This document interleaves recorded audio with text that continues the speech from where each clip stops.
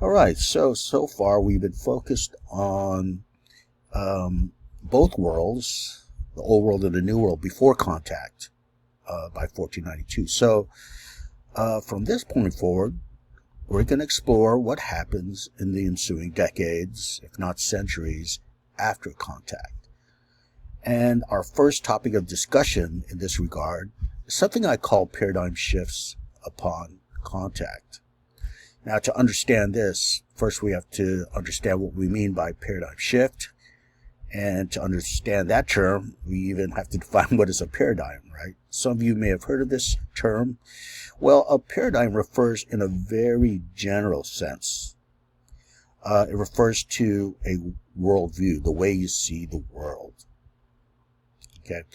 Now, this means that, a particular individual, let's say, who was born in, let's say, Ming Dynasty China, right, sees the world differently than a Native American does at the same time, than a European does at the same time.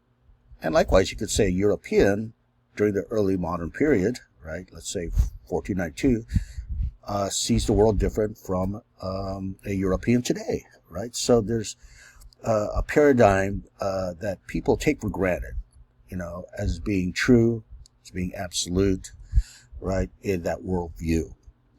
All right, so when we talk about a paradigm shift, therefore, we're talking about a profound change in a worldview. Okay, and here's one example. Let's say before the early modern period, okay, before the 1400s, people assumed, I would gather in most parts of the world, that the sun revolved around the earth. Okay, after all, you could almost see this happening before your very eyes. The sun seems to move, and it rises in one part and sets in the other part, right? It seems like the sun is in motion, and also the earth seems to stand still. Okay, that was called the Ptolemaic, by the way, Ptolemaic worldview. Now, what happens is, a European astronomist named Copernicus in the 1400s argues otherwise. He argues that it's not the case that the sun revolves around the earth. It's the other way around. The earth revolves around the sun. Okay, so what occurred there, once Copernicus, and it's called the Copernican view, once that gains currency and becomes accepted as absolute truth, well, a paradigm has been shifted, right? There's a paradigm shift that occurs in the way we see the world. And today, I believe that most people, subscribe to the Copernican view. All right, so that's one example of a paradigm shift. So let's go back to, let's say, 1492, 1493, the 1500s. What paradigm shifts occurred from the European perspective?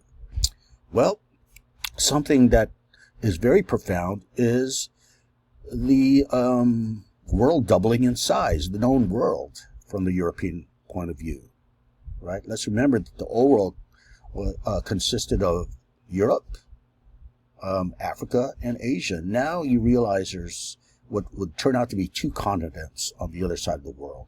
This is what you could call a geographic revolution, okay? And kind of connected with this is the creation of the Atlantic Ocean. Now, creation I should have put in quotes because, of course, the Atlantic Ocean existed before 1492. So what do we mean by that?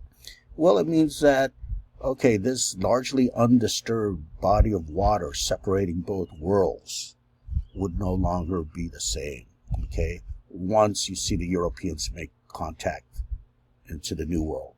That is, there's going to be constant movement back and forth, right? And then eventually, you get modern ships. Eventually you get different technologies like planes going back and forth.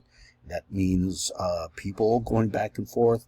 Even war, right, happening, World War I, World War II in the oceans, in the Atlantic, and certainly commodities, capitalism, right? So the Atlantic Ocean would be the ocean as we know it today, right? So that's what we mean by the creation of the Atlantic Ocean. The way it was conceived before 1492 is drastically different. You may actually have heard that people believed that the earth was flat if you were not educated, and it was a common belief that if you traveled far enough on the Atlantic Ocean, you would fall off the edge, right? Well, that turned out to be absolutely false, okay? But that's a paradigm shift, right? And also connected to that is the Columbian Exchange. What does this mean? Well, it kind of refers to what I've been talking about, but we're talking about the early stages. You know, Columbian meaning Columbus. In the next few decades, perhaps even the next century, what you'll see is the exchange of various items, things, commodities, people, ideas between both worlds that would profoundly reshape and affect both worlds. Okay, for example, you could think of particular items that would be brought over from the old world to the new world, and likewise from the new world to the old world. One example that's going to be brought from the old world to the new world is the inventions like the wheel. Okay, that's going to profoundly change the new world. I just mentioned the superior military technology that Europe had. Well, you know, guns, right? The use of that as weapons, right? That's going to profoundly change the new world. Certainly the most consequential thing, and we'll discuss it in more depth in a bit, would be germs, okay, leading to demographic disasters, as I discussed. Okay, what about items brought from the old world, the new world to the old world? Certainly a lot of crops are going to be brought over that would change the diet of the old world, okay? Things like corn, known as maize in the new world, potatoes, and so forth. Okay, so the diet would be changed. Oh, one thing I forgot to mention is ideas, okay? The idea of, quote, civilization, which I'll discuss in a second, is going to be brought over from Europe to the New World, and it's going to be used as an ideology to subjugate Native Americans, to charge them as being uncivilized and therefore justifiably subjugated and subdued. Another idea would be religion, Christianity to be exact, okay? And you're going to see mass conversion happen among the Native Americans. Now let's go back to ecological imperialism, and here is a concept made by a relatively recent historian, and when I say that, in the 1980s, okay? Not exactly new, but still has some currency. This notion of ecological imperialism, all right? And you can see when you think about this and connect it to germs and epidemics, you can see how it's connected to Columbian Exchange. All right, so what do we mean by ecological imperialism? First of all, this was a theory advanced by a historian named Alfred Crosby, again in the 1980s.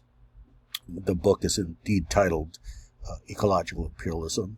What he argues in that is, and by the way, this is connected to what we questioned earlier as European exceptionalism, right?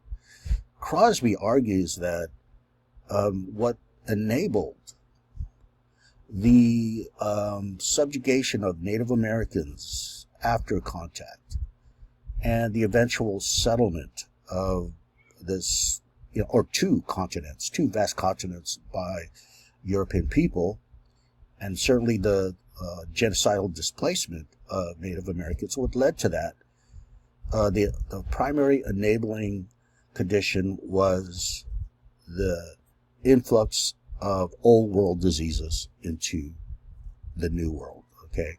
Deadly pathogens and microbes that led to this demographic catastrophe. As I mentioned, over 90% of Native Americans would perish in the next 100 years after 1492.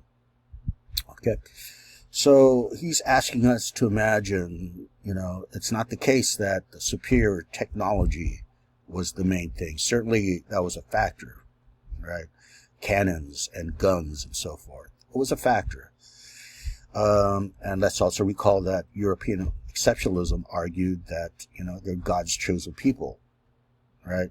It's the superiority of their religion that explains the subjugation of the quote-unquote savage, right? Well, Alfred Crosby argues that's not a factor. Okay, notice he's arguing against exceptionalism here. What he's arguing is this wave of deadly germs. So what you have to imagine, instead of actual Europeans, moving through the Atlantic towards the New World, imagine this tidal force of germs instead of the Europeans, right? Certainly the Europeans are the carriers, but imagine this tidal force of deadly germs and diseases that's going to wreak havoc, lead to disaster. That's how you should imagine it. So what's being imperial here is ecology, right? Germs, right? So this is the thesis called ecological imperialism, and it certainly shows that, the domination of the New World by the Old World, which would eventually happen, right? That is a contingent event. If it wasn't for the fact that Native Americans had no immunity towards these diseases. Okay. Let me ask you this. What do you think would have happened if this was the case, that Native Americans had immunity towards Old World diseases, and the Old World explorers, the Spanish, the French, the English, had no immunological resistance towards New World diseases? Do you think that exploration and settlement and colonization and eventual displacement of Native people would have happened in the way it happened in actual history, right? It's hard to imagine. And let me remind you, this is a contingent factor here. It could have been otherwise, right? And that's what Crosby is urging us to consider. So again, it's not really an issue of superiority, though it does play a role in terms of military technology. It's a function of ecology here. What led to the displacement of Native Americans, and eventually to what I called racial replacement. That is to say, when one race pretty much entirely replaces another race within this finite area, in the world. Okay, ecological imperialism is what led to racial replacement. It enabled it.